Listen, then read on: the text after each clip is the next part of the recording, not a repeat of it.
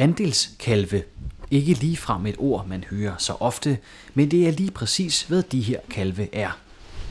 Konceptet kaldes for Min Kalv og går ud på, at kunderne køber sig en andel af en økologisk kalv og har så mulighed for at følge kalven døgnet rundt via webcams, frem til at den bliver slagtet.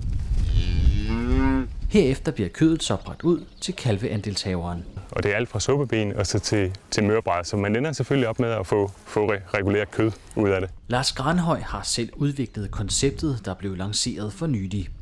Initiativtageren har sin egen IT-virksomhed og mente, det gav god mening at kombinere sin IT-baggrund med arbejdet som landmand på sin forældres skov, som han købte for nogle år siden. Det slog mig, at måske kunne jeg kombinere mit IT. Jeg arbejder med IT.